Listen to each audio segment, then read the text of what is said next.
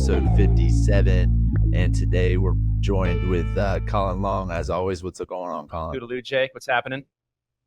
Not much. We got a special guest today, Mr. Sugar Shane Nelson. What's going on, Shane? I don't have as cool an intro as Koodaloo, but that's pretty great. I'm doing pretty great.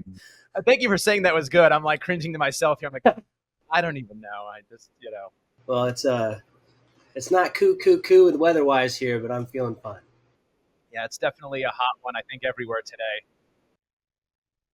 Yeah, I'm in Columbus, Ohio, like I usually am. Colin's in Miami, and Shane's joining us from Georgia and Atlanta. Hotlanta, baby. A lot of gunshots the past few days. They keep saying they're fireworks, but I don't know. Yeah.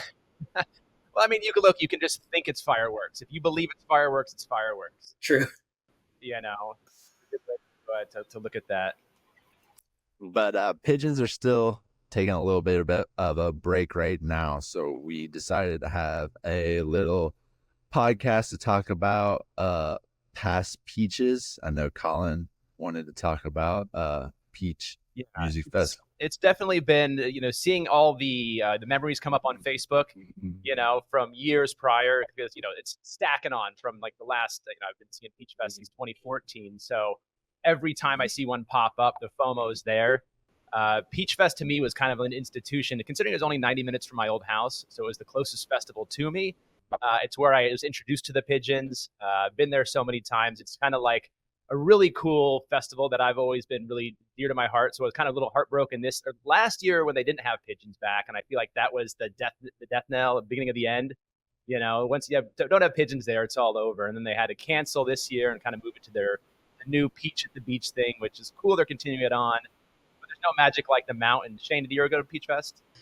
So I went the Oysterhead year. It was actually pretty funny because we were all set up to film bands. And so we were going to film CBDB, Sacred Hollow, and Funk You. And then we had everything set up. And then the artist relations person was like, hey, Doom Flamingo wants you guys to film. And I'm like, sure, that's great. We can go and do this stage, because they were on a different stage than the other three bands we're going to film. And then we're driving on the way to Peach Fest and get a call. They're like, hey, you guys can't film. They're like, well, what's going on there? So they have like a very strict like media policy. So what ended up happening is we were allowed one wristband per band. So only one of our video guys could film per each band. So we only filmed the three on that side stage, Sickard, CBDB, and Funk You. And but we got to see Oysterhead, and that was pretty phenomenal because, Oysterhead was the beginning of COVID. They came back, and then it was like that was like the last big show that happened before the world went under. So I was really bummed I'd missed the Denver shows when they played, because I'm like, oh, this is never going to happen again. So really, really happy to have been able to catch that. Yeah, I remember that year. That was 2022, right? Possibly 21 or 22. 1 or 2. 21. Sorry, it was 21. I remember just having an emotional reaction when Trey came out and sat in with Solis. And it was the first time I'd seen Trey since 12/30 2019. So I hadn't seen the guy live in person. And I'm emotional about Trey. So with seeing him come out on stage, seeing his stupid smiling face, it was like a special moment. That was a great little sit-in as well. He did with Solis that year. It was really cool. That's one of the few times that where social media really like had a moment of wink, wink, like for something secret, because someone caught a picture of Trey's amp going into that small stage. So word gets out. It's like, yeah. And I love stuff like that. It's like, you have to be on your phone at the right time, and you get this like little insider scoop that, oh, something special is about to happen over here. Yeah, we ran down. We were like, we got word of it. I heard about it earlier, and I was like, maybe. I mean, it makes sense. They played together, Ghost of the Forest and stuff. So I'm like, I could see it happening. And then we're like, all right, let's book down there. And I love that side stage because it's, how many bands I've seen on that stage. It's not the Mushroom stage. I forget the name of it off the top of my head. But like, that's where the Pigeons started. I first saw Goose on that in 2019. Just randomly walked up on it. Didn't even know who that band was. But that year also, one of the biggest come-ups I had was Thumpasaurus. Oh yeah. Never heard of them before, and I just walked up on their set. It was like later. It wasn't late night, but later at night. And I've never seen a more chaotic, insane, fun band in my life. I was just totally like just enamored by these guys and the energy they had when they were playing up there. But that was what I really love about Peach Fest is, how many bands over the years play there. Pigeons going from the side stage to the main stage, playing, headlining and late night. It was cool to see their growth there. Especially the year when they, at the same time when the High Sierra Fest was going on, and all of a sudden they announced their lineup first, and it had Goose and Pigeons, and everyone's like, Peach Fest is ruined. No one's gonna play. And then they both played. So I was like, they were zipping back on a jet. I thought was a super cool thing. Yeah, and I think too the festival grounds were really great as far as like the size of each stage, like how they could pack people in, but also being so close to the next one, so you didn't have to really travel that far. Just a little hill. Yeah, that's all. Just a little hill you had to navigate. Depending on how many drinks you had. Yeah, I remember someone would say, "Hey, let's go up to the mushroom stage." I'd be like, "It better be good. If I'm going to walk up this damn hill, I want to do it for a reason. I don't want to turn around and walk back down just to burn my calves up for an afternoon." Yeah. But I think that was always fun about Peach. Go ahead, Jake. Oh, I was just going to say that I've personally never been to Peach, and it's in Scranton. Is that where it's at, or was Scranton, Pennsylvania? Yep. Yeah. So I've never been, but I've seen like a couple of streams of Pigeons from there. And is that one? Was that the one when someone jumped up on stage on Ben's side and Ben kind of like checked him with his bass? I don't know if that was Peach. Okay. I'm sure I'll get a text at this point of the episode from somebody being like, "It was definitely Peach." Dude, that just makes me feel like Ben. I mean, he has all of the ability to put on a pretty good Mick Foley costume. So if that happens ever again, or if they plan something, he just needs to throw the bass down and be like, "That's Mr. Sacco." Hell yeah, he would. He's a good dude, love too. Yeah. Well, I mean, dude, to be a wrestler, pretty cool. To be 4 different wrestlers in one, also pretty cool. Yeah, definitely. Totally. But yeah. Go ahead, Jake. No, you go with it. Yeah, I was just gonna say, you were saying it's in Scranton. It's funny because I have like a long history with Montage Mountain, and I never even thought when I first went there how much it would end up meaning to me in the long run. You're right, Shane. I just remembered something that happened on the because we had to shuttle out every night, and the driver was like, "All right, I hope everybody had a good time at Montage Mountain. If you look to your right, that's where a family of 4 was hit by a car on the way out, and we were all like, oh, not expecting that." And like, she was just saying all shit for her. Yeah, this is the tour stop. And I'm like, oh my God. Yeah, it's funny because I had an Uber driver I'd met named Melanie my first year there, and every year I got her phone number, and I would just text her days before Peach and be like, "You driving this year?" And I would just throw her like $100 bill at the start, and I'd get picked up and dropped off just about every day from her. It was pretty hilarious. Pro move. We're now Facebook friends. We've our previous relationship. But I was in like 2006 or 2005. I saw Trey play with Phil Lish and friends at Montage Mountain. And I remember I didn't have a ticket. My parents lived in Allentown, so it wasn't that far to drive up. And I'd just seen them before at Camden. So I was kind of just, checking them out again. And I was walking up and I saw this dude, like older guy in a Boston Celtics dead shirt. And he had 2 tickets in his hand. And I said, "Hey, can I get one of those?" He's like, looks me up and down. He goes, "You'll do." And I'm like, I don't know what the hell that means. But he had one of those boxes that was right next to the soundboard. And so it putting me into his, like the VIP box. We had this awesome spot. Trey and Phil Lesh threw down. They closed the set with Fire on the Mountain and the drop at the end.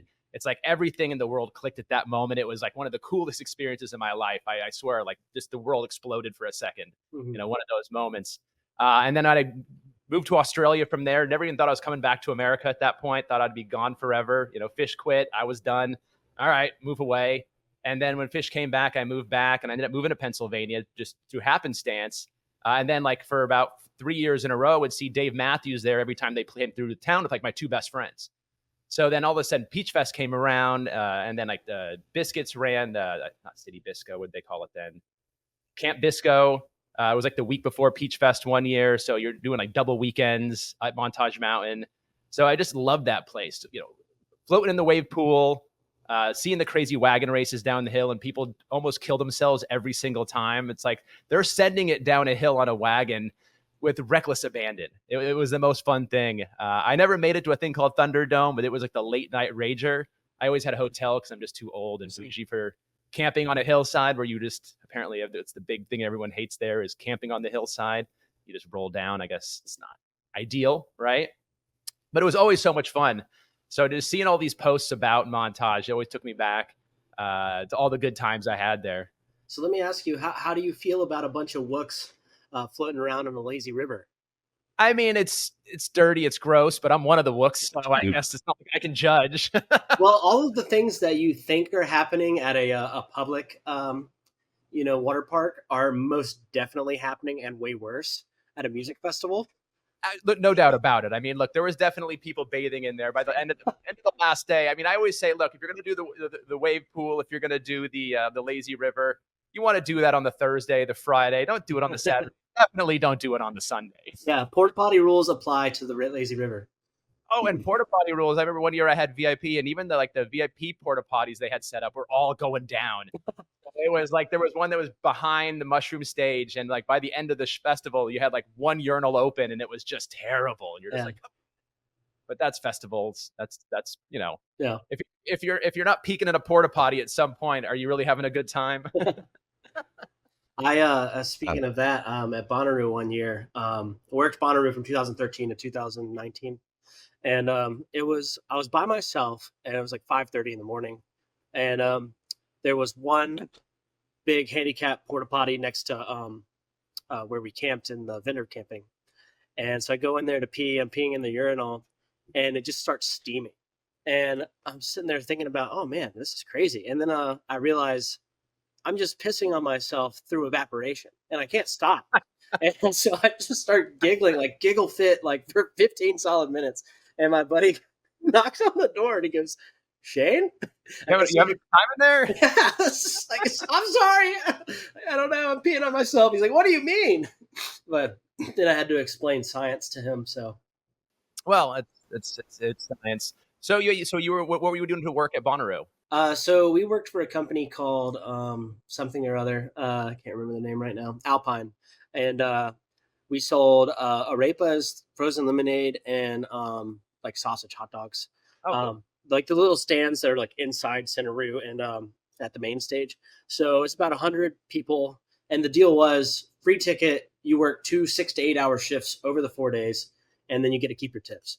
So the more creative, outspoken, and extroverted people did pretty well tip wise. A solid move is to put 2 tip jars and then do whatever like big game is going on then, or like a movie, like End Game or Infinity War, and then people like they vote with their tip.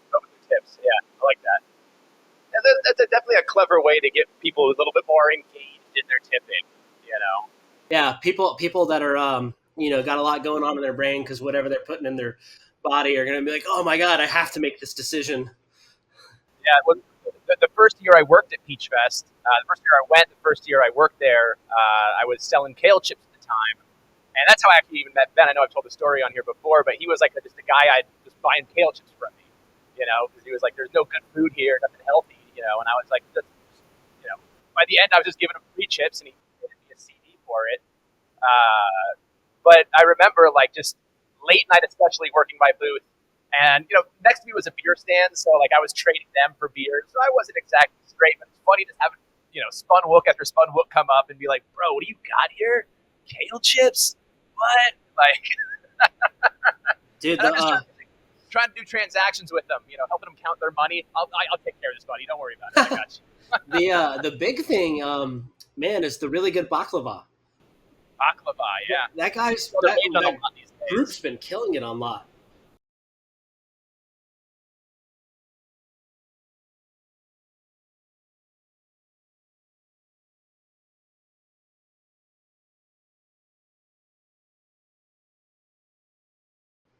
I never bring cash with me to lot. And See, that's the first mistake you make because that's kind of a cash only scenario usually. yeah, and I just have a bad habit of I see stuff, buy stuff, and so that's why I kind of keep my money under wraps until after the show. Yeah. Yeah, I made that mistake at my first fish show, walking down Shakedown Street in 2015. And this guy's like, look into my marble, and holds this marble. And I'd never seen a marble before. And I did. And now I have a collection of marbles in my. There you go. Yeah, that's the gateway. Yeah. Shiny stone marbles. I bet you should check out kaleidoscopes. I've learned my lesson though, so I was gonna stick to marbles right now. But yeah, Shane, talking about Peach, you have a company, right, called Guilty Peach. Yes, Productions. Guilty Peach is my LLC for my video production company. So yeah, and Shane recently videotaped Pigeons with that the pop-up thing in Atlanta, right? Yeah. So what ended up happening was we were all set up to shoot Pigeons performing at Variety Playhouse. And there's a thing called origination fees, which is basically like a fee that you pay the venue for permission to film there, for the rights to film there, which is super silly. Because if you're not streaming, I don't think that should apply. Because the argument is that, if you're getting video, then less people are going to buy tickets. Which, I mean, I guess that kind of makes sense for streaming, but we weren't streaming. And so the fee was like an exorbitant number. And they're like, we can't really do that. Not going to be able to film. And Jeremy was like, well, how close do you live to the venue? Maybe we can set up some other type of video that we can do to make some content. Previously, we had filmed some promo stuff at my house years before for Dome Fest and used a green screen. And a lot of that B-roll footage became the music video for Yo Soy Fiesta. So we were kind of thinking of something in that vein. And then I thought, my buddy Gus, he always does these busking events on the Beltline. So, what if we just go see if he's out there? And sure enough, they roll up and he invites me to come play. And man, it was a really, really good time. All improvised music. So it really wasn't spontaneous as it looked. Love that. Yeah. Well, I mean, within reason, but yeah, I love that video. Rapping Greg is the best Greg. Oh man, he really. I think he kind of, it took him a beat, and then once he settled in, he was on. Yeah, he's good. Like definitely that. Fun to watch. Yeah. And I remember you talking about that because I stayed with Shane during those shows. Mm-hmm. Just the one night because we had to leave early, but yeah, thanks again for letting Kendall and I stay. No worries. I was glad to see Kendall up and moving around, man. Been missing him. So. Oh yeah, I know. Well, he's planning on going to the caverns. Nice. When Pigeons comes back. So. Yeah, I not to get ahead of myself here. Well, I don't want to say anything because it's not set in stone, but AJ Tallow and I have been discussing possibly doing a cool thing centered around the Georgia Theater Show. So hopefully that happens. But I still need to maybe later this week he and I will get back on the phone and see if we can set something up. But cool. Well, I hope it comes together. Cool. And AJ works for 1111, which is Pigeons management company. Right. He helps manage Pigeons in the backside of things. Nice. So you had mentioned you'd done some stuff for a Dome Fest in the past. How did you first get hooked up with the band to start kind of working with them? Okay. So actually, the first time we ever worked for Pigeons, I'm not even sure that we met them. Wow. We were shooting Funk You at the Georgia Theater, and I saw Kevin McKay, their old tour manager, he was setting something up in front of house, and I was like, hey, you know, kind of a meet cute thing. But I'm like, hey, you know, we've already got all these cameras set up filming the opening band. What would you think if we just like kept filming? And he was like, you know, let me talk to somebody and see what we can work out. And sure, so it happened, and we got to film them. I actually, let me screen share here for a second. So I gotta open the preferences. How do I do this? Oh, maybe I Should can't be do like it. Huh. down at the bottom.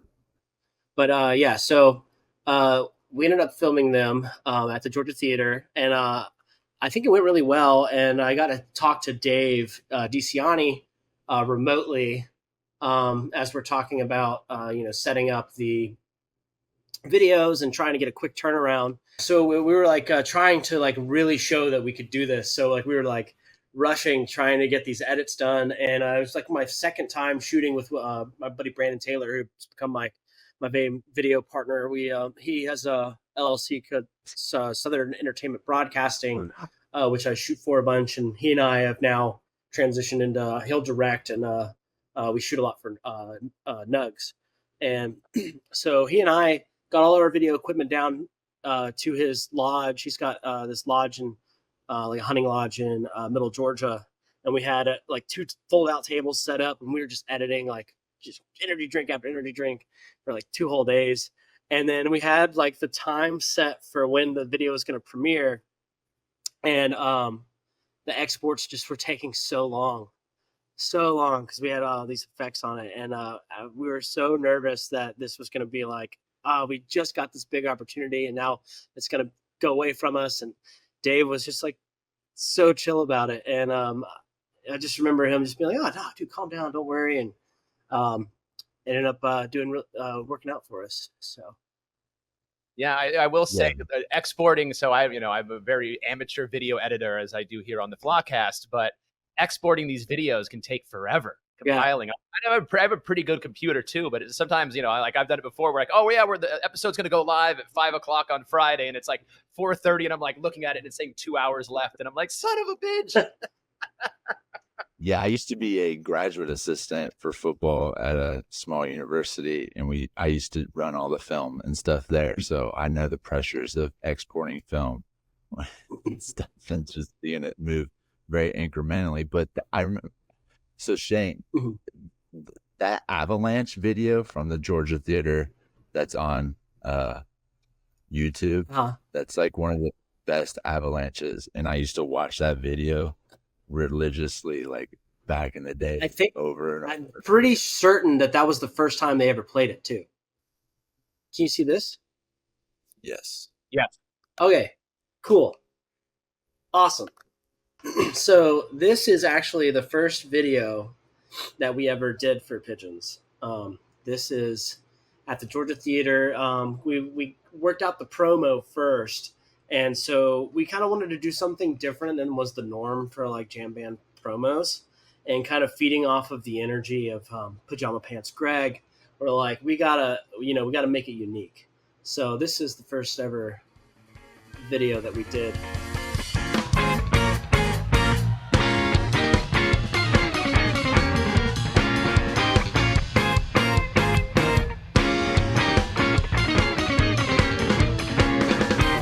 You know I got that funny feeling, the kind of thing you get undone.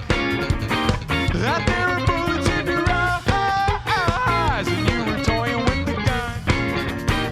My mind is like a locomotive, a pool of sweat is on the floor. Is it a fever in the skies, or am I onto something more? Oh babe, hold me close, get me off this roller coaster. As rolling goes, so I like the liquid in the book. Damn it, I miss Pajama Pants Greg. Can you hear the audio on that? Yeah, that was awesome. Cool. I love how you cut that together. That was really good. I think the caption they used was like "Holy Bottled Energy," Yeah. I mean, it was very explosive. I mean, I'd never seen Pigeons before, so that was my first ever Pigeon show. Oh, shit. And so seeing that, I was like, oh my god, like there's something to this, you know. I really I've kind of harped on it with my closer friends that are in the scene or trying to do, you know, get their band going. I'm like, hey, like this is a scene where you don't, I mean, it's great to have a hit, right? But what you want is people to have the need to go to the next show. Mhm. What am I going to miss? What antics, what gimmicks are going to happen? I mean, this is how the Flaming Lips and Ween and Fish and all these bands like shot off to superstardom, because they're like, oh man, last night was crazy. They brought a motorcycle on stage. And you're like, okay. I mean, it's great that you're a great musician and all, and that your band plays really well, but you have to have that X factor that really, like, you know, has people wanting more. And I think the varied set list really helps in the jam band scene to a degree. But when you can add that little extra punch in there, which, like, you know, the antics and craziness that the band does really lends itself to having people feel like it's a little something different, you know. No, absolutely. I think that the energy they bring and the difference they bring in the show night to night, I think, is no doubt why people definitely flock, no pun intended, to see the Pigeons more often. I mean, for me, they were, you know, look, I was into Fish and, you know, had some other bands I was into before I got in the Pigeons, you know, in 2014, 2015. But quickly, as soon as I saw them on stage the first time, I was like, all right, there's something more going on here. These guys have a super unique sound. You know, like that's what I love about certain bands, that there's nobody that sounds like them. Mm. You know, Fish has the most unique sound. The Grateful Dead, I mean, they're very much like these iconic, you know, independent sounds. Other bands in the scene might, oh, they sound a little bit like this. Oh, you can hear their influences from these bands, and that's nothing wrong with that. When you can really have a unique sound like the Pigeons have, I think that's something special. And I've said this before to a lot of people, but out of any of the guitarists in the scene, I'm not sure the actual. Am I doubling here? Yeah. So out of any of the guitarists in the scene, I don't know the actual term for this, but nobody plays vocals on guitar better than Jeremy. Like, No. if you listen to any of their instrumental takes on things, where like while my guitar gently weeps, Jeremy is playing those vocals like to a T, like note for note. And it's just like, I don't know. I haven't seen anyone do that quite as good. Well, Well, if you ever are watching Jeremy while he's playing, he's mimicking it with his mouth. Yeah. Every Oh. note most of the time. So when he's Weird. like doing things, you just watch him. He'll be like playing it with his mouth and stuff. It's I amazing. wish that I could pinpoint this exact moment, but there is a clip from that Georgia Theater shoot that we really love, where Jeremy's soloing and Greg is approaching him, and you can see him come in as a rack focus, and it goes to Greg behind him, and he's mouthing along with Jeremy mouthing along. So I've always really enjoyed that shot, because it's like, oh man, just in sync, you know, how things like that'll happen. Well, I remember I was talking to Jeremy after the Don't Fest, and I just had to ask him, like, how did you guys come up with Dinosaur Disco?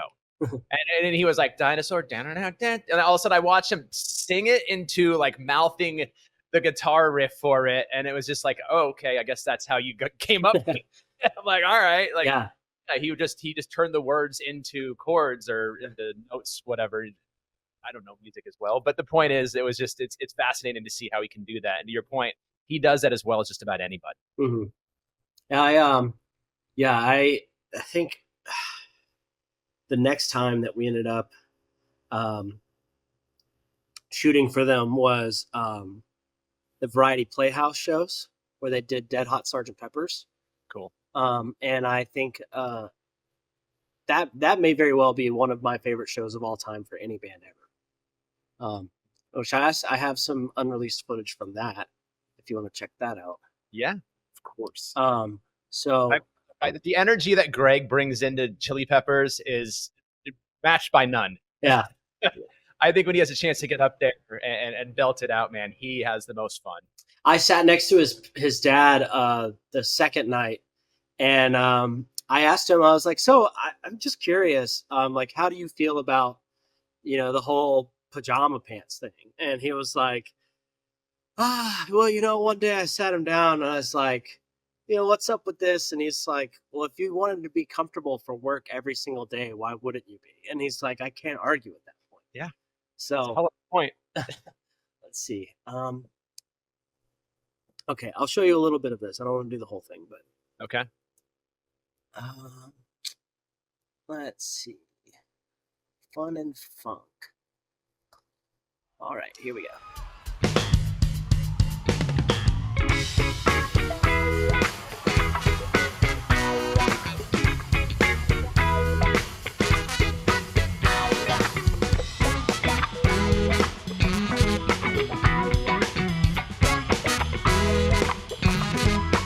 You done caught me on the flip side.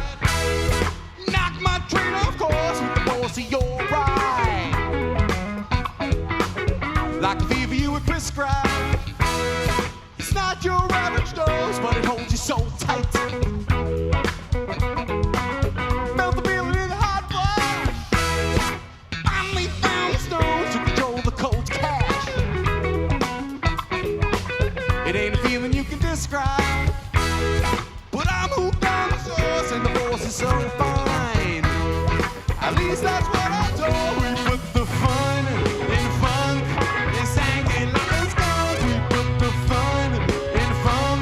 And then the back off a Cadillac fun in funk. Then blowing at your drunk. We put the fun in funk. Our shit is never bunk.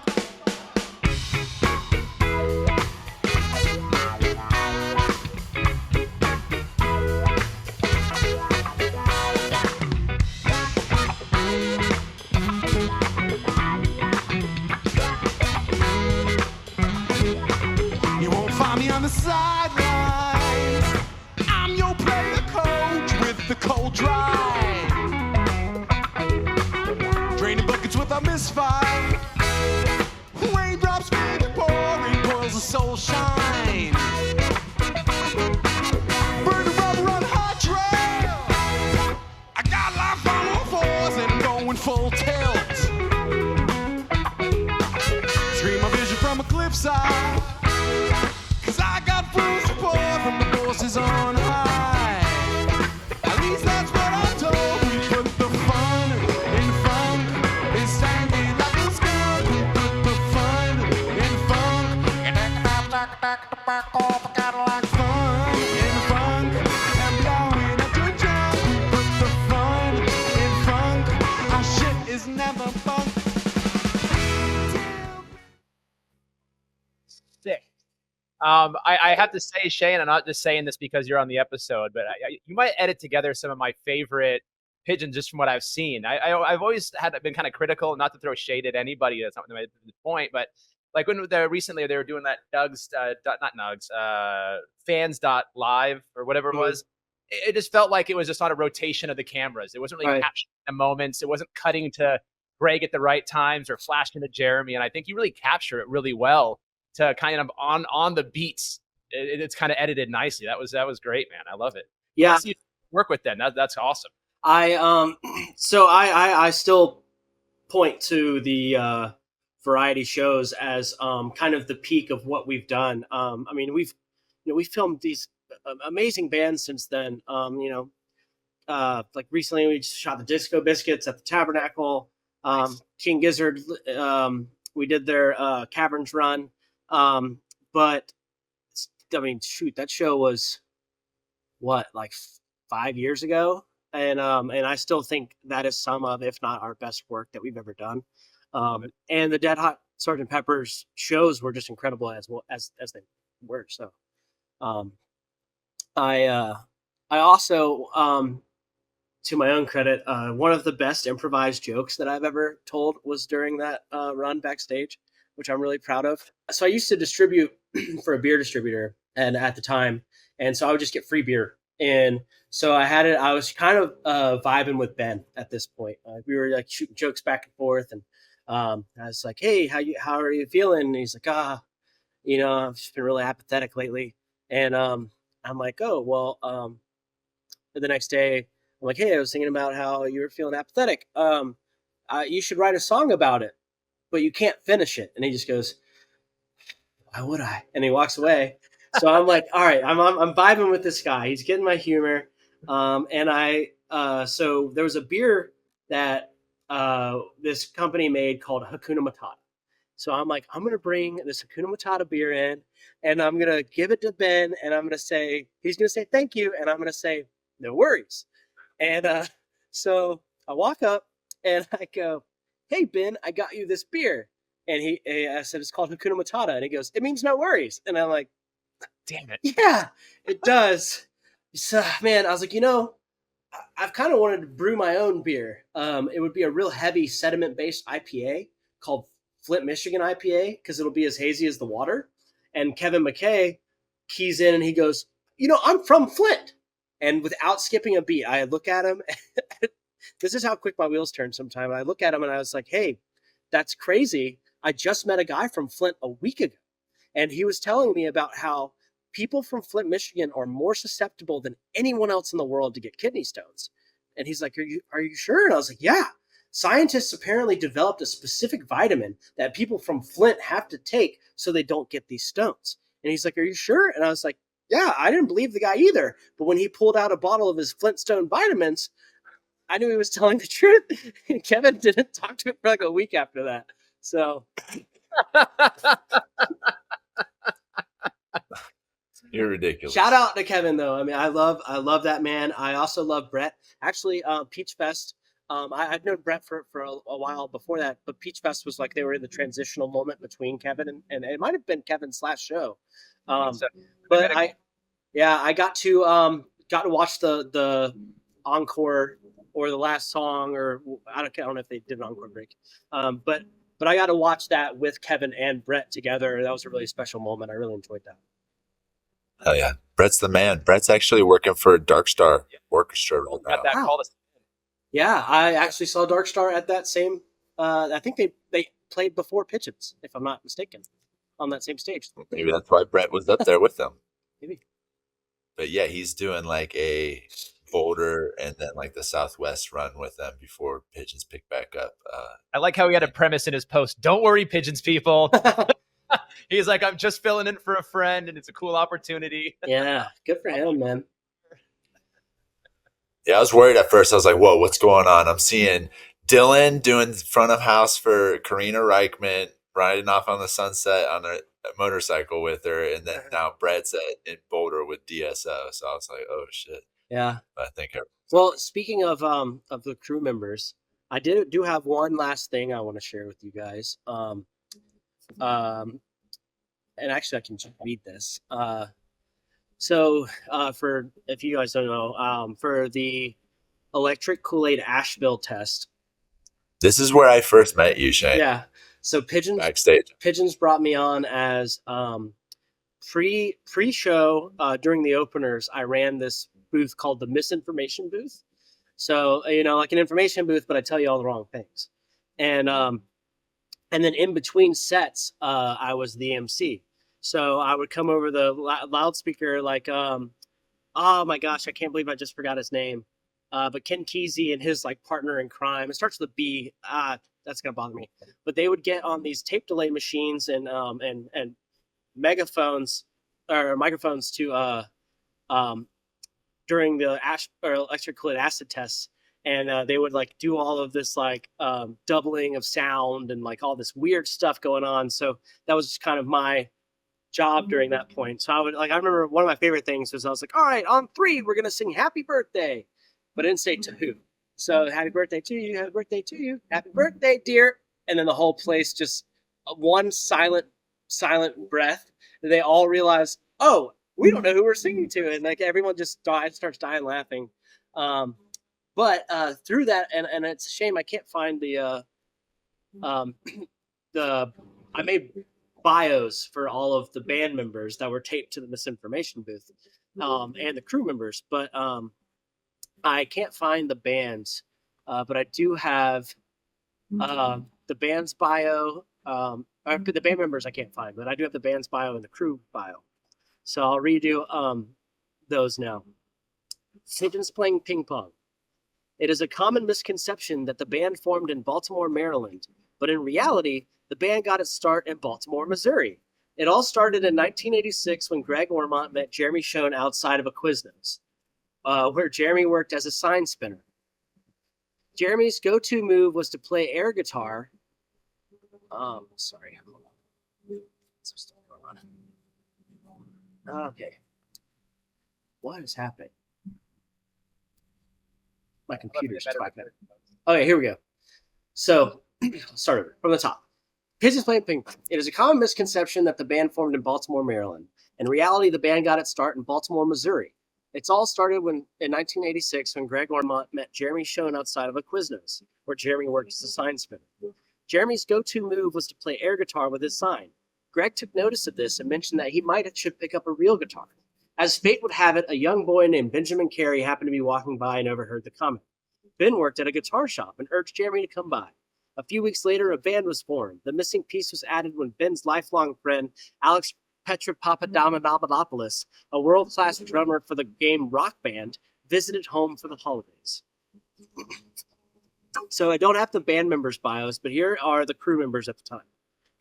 Kevin McKay, tour manager and part-time yoga instructor. Kevin McKay joined the crew in the early 90s as a bus driver. Kevin worked extremely hard to move up the ranks and was finally promoted to TM after the incident in Houston. But we don't talk about that. Kevin is the fuel that keeps the train moving. A huge fan of Cher, Kevin has only ever missed a day of work when she's on tour. Eric Miller, front of house sound. Eric was born in a small town just outside of Little Rock, Arkansas, called Even Littler Rock. As a young boy, he would collect every new sound he could, although his method of trapping the sound in mason jars was not very effective. Eventually, he would go on to school to follow his dream of becoming a sound engineer. After a short stint working with Blues Traveler, he joined ranks with the Pigeon Camp. Manny Newman, the LD. Here we go. What many people fail to realize is Manny is actually colorblind. Despite this, he has become one of the best lighting designers in the game, basically just guessing at what he thinks would look cool to those who can see colors. Manny has been with the band since the early 90s after leaving his LD job on Broadway. Dante DiLoretto, monitors. Dante is the adoptive son of Eric Miller, not to be confused with our front of house engineer, Eric Miller. This Eric Miller is spelled with a K. He joined on with Pigeons after he received a golden ticket from Pro Audio that left him with the opportunity to buy any and all speaker systems he wanted at once at no cost. He is most known for having installed the monitor system for the Chamber of Congress, aka the Speakers of the House. Michael Perdue, merch. Michael is the in-house artist for the band. Everything that is sold through his merch table was designed by him, including the merch table itself. A former bird watcher, Michael traded in his hobby in order to follow the pigeons around the country. He's also known to grow beets and sells them in little beet boxes. Dave DiCiani. No one is really quite sure what Dave actually does, but everyone still likes him, so there's that. That's a good one. Yeah. Shout out Dave DiCiani. Nice. Yeah, shout out to Dave. Dave's the man. So wait, so during the Asheville test, during set break, you were the guy that was over there. I could hear just saying random shit through the PA. Asking for cigarettes? Yeah, that was me. Yeah, I was just, because I remember sitting there and I was just kind of like, you guys hear that too, right? It's not just me. Yeah, I had a really, really good time doing that. I think Dave Peck was actually shooting the video for those. Yeah, that run is, to this day, I think my favorite New Year's run that I've done. The next year was awesome, but I think the Asheville test, there was like something special. Even the night before at the Orange Peel. Dude, Eric Miller on the trumpet. Yeah, it's first birthday. Yeah, that was great. Crushing. Yes, sir. That was a super fun run. I really had a good time there. I wish I could go back to Asheville. I was hoping they'd go back again at some point. I like that. I love when they do a 2-night run and they play 2 venues in the same town. You know, they did the 930 Club, they did the Anthem, you did the Orange Peel, they did Asheville, they did for Overfest when they did what's it called? Not the Billboard, but the night before was at the Foundry. You know, it was like, but you had to get by the 2 nights to get the first night tickets. I love that. I went to one of their pod shows in Asheville, and I can't remember what it was, but they had like very limited food trucks, or they didn't have any food, but they had like drinks available. So people kept ordering pizza to the venue, and every 5 minutes a pizza car or a delivery person would pull up and be like, "All right, where's pod 5?" And they like have like 4 things, and everyone would be like, "We're pod 5," and he's like, "No, I know how it works." You look like pod 20, you liars. Had some really fun times with Pigeons in Nashville. After leaving the this is Electric Kool-Aid Asheville test was January 1st, 2020, going into that. And I just remember this air of being like, leading up, like that December, everyone I knew, didn't matter if there was some sort of artist, or, you know, they could have been a finance bro, whatever. There was this feeling of, this is going to be our year. Like, I feel like that was the vibe throughout all of my friends. There's something special in the air. And 5 a.m., leaving the hotel room after hanging out with the guys, I get into bed, I fall asleep. 9 a.m., I wake up, my phone vibrating, and my insurance has lapsed. So it's just like quick few button clicks, and I just renew my insurance. I go back to sleep. 10 a.m., I wake up again, and I start passing a kidney stone.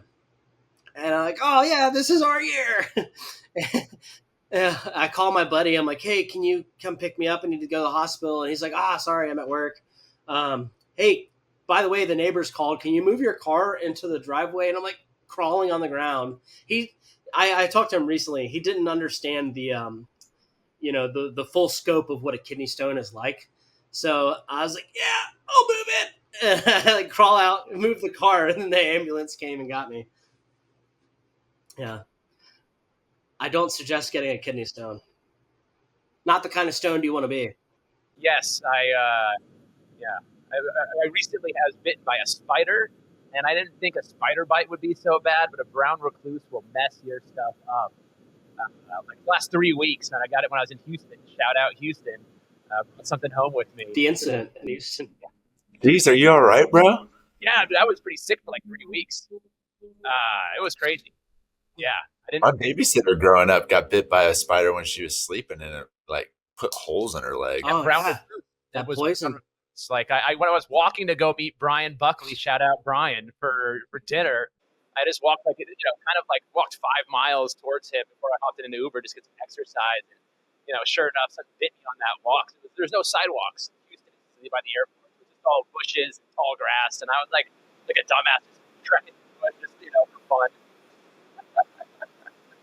Goofball. Yeah, I don't recommend. 10 out of 10. Don't recommend spider bite. 10 out of 10. Oh, sorry, I forgot. I actually do have one more special thing. Yeah. So recently, someone posted on Facebook, or on the Flock, about what's your most interesting or unique Pigeons one-off merch thing or whatever. Yeah. So I've made it a goal of mine to have the most expensive TI-34 calculator of all time, and I've only started getting signatures on the actual slide case for it. But this right here is autographed by all the members of Pigeons, and Ryan Stasic of Humphreys McGee and Ross Bogan of Doom Flamingo. So eventually this whole entire calculator will be covered and be the most expensive TI-34 calculator of all time. But yeah, so that's my. But now I know when you're like, I see you around, I'm like, got your calculator on. Yeah, I always forget it because it's such a silly and unique thing. So, but I need to remember next gig to bring it out and be like, hey, Dave Matthews. Yeah, calculator. Here you go. Yeah. Well, I can't wait the next time I see you to see how it's been updated. Yeah. Stacy's a good one. Dude, speaking of a badass bassist. Man, yeah, that's my boy. I like him a lot. I also really appreciate. I mean, granted, you only see the highlights of things on people's Instagrams, but of all of the people that I've met and got to congregate with, I just really appreciate the people that seem like they're really good dads, and I think that the way that he seems to be rocking out all the time with his daughters, who seem to already be solid rock stars. As good of a bass player as he is, I just really appreciate the fact that he seems like he's a good dad.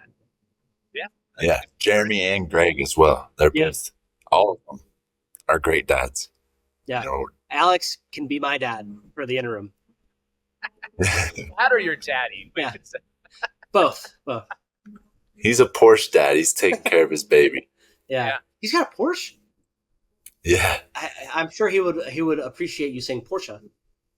Isn't that Porsche. Yeah, that's my mistake. Yeah. No, I think he's got a little boxer. When you don't have kids, you can afford things like that. That's how that works. Yeah. Yep. That's my kid right there. Not brand new. It's a used like 90s, mid 2000s one, but it's a nice one. I mean, Yeah. it's a That's Porsche. my kid over here. What's your Yeah. kid's name? Her name's Mikey, but she's deaf, so you can call her whatever you want. Doesn't matter. Okay. I changed her name. By Cutest dog ever. So cute. Hold on, I'll get her. I got a couple fur babies myself. Right here. Claire would be barking away. Mine is 5. I love that. Oh, yeah. Oh. So, I actually, you want to say anything? Yep. Really?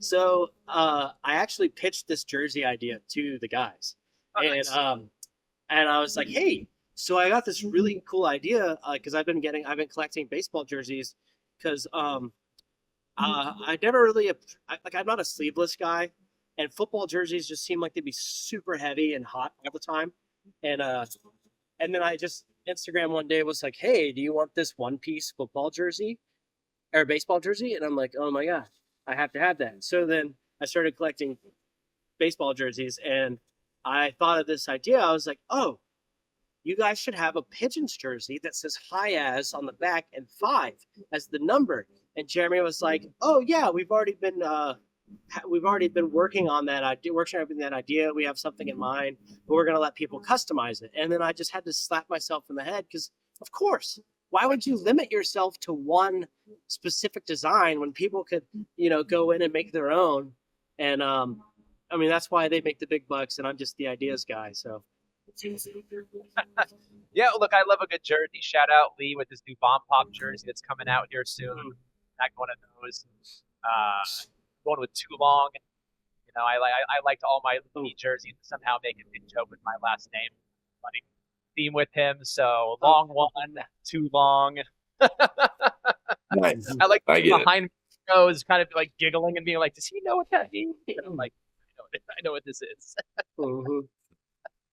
All right, guys. Well, I pretty much got to wrap things up. I got to start getting ready to take Bo and Tiffany to work. So let's go ahead and go through these tour dates for Pigeons that are announced so far. I'm still waiting on those fall dates. I'd love to see, some Flocktoberfest maybe. Something be nice. Kind of anxiously waiting for that. What's on the calendar? Well, but hopefully soon. But they're off until the 19th, where go to Vermont for the Jeezum Crows Festival, and then they got a free show at Virginia Beach on July 24th. Then they head to Crystal Bay, Nevada, where they do a set with Carl Denson at the Gamblers Run Music Festival. 1, 2. Yes, it is. And then a night before the Caverns in Athens, Georgia, at the Georgia Theater with Underground Springhouse. And then they Maybe Mr. Shane as well. I actually just finished a full set edit for Underground Springhouse that's about to be coming out pretty soon from the Mental Awakening Festival. They're a really, really great band. If you guys haven't heard of them before, check them out. So definitely look into those guys. Yeah, seen them a couple times with Pigeons, but then Pigeons are going to be 2 nights in the Caverns, and this is when they pick back up with Frasco and the Dogs. And after those 2 nights, they go down to Birmingham, Alabama, and then take a break with Frasco and Dogs and do 2 nights at the Charleston Poorhouse. Then they pick back up with Frasco and the Dogs up north in Massachusetts on August 30th. New York the next night, the We leaked 31st. her show on the Pier 17. He was texting, Yeah. trying to get me to How send. many, I'm tempted. I'm trying to make it work. how many shout outs can Lee get in one podcast? All right. September 1st, they're in Portland, Maine. And then they have a date in Fayetteville, West Virginia, which is in the New River Gorge. They're going to be doing whitewater rafting before the show. That's available on the 5th. This is just going to be a pigeon show. I'm not sure if they have an opener announced for it yet, but no dogs or Andy Frasco, because the next night they head down to Virginia at Devil's Backbone with Frasco and the dogs, and then finish Frasco and dogs tour more Charlotte. And then no fall dates are announced yet. So the only thing they have left is the Bender Jamboree in mid-September, at the end of September, Ocean's Calling. And then next year in February, they have Jam Cruise 21. Oh, yeah. But that pretty much wraps things up. Thanks, Shane, for joining us and showing us some never seen footage and some pigeon stories. Really appreciate it. Yeah, no worries. If you like, I can play you out with this last one from the Dead Hot run with horns. Let's go. All right, here we go. Let's do it. All right, I guess I'll just use this as the ender and see you guys later.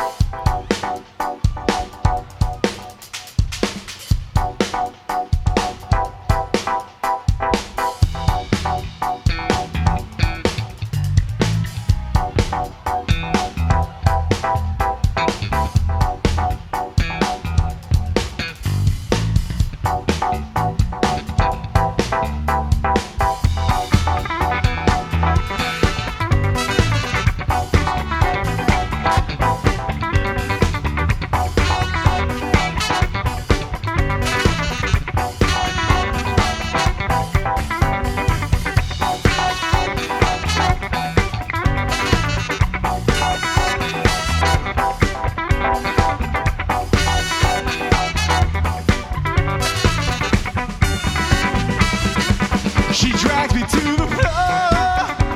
Everybody knows just what she wants it for. And we know to ignore. Everything is alright. She asked me for some more. Everybody knows I've done this dance before. Yeah, I dip her to the floor. Everything is alright. Well, it's a chance, don't refuse it. Live it up. So we can dance to the moon. Live it up. Well, it's a chance, don't refuse it. Live it up. So we can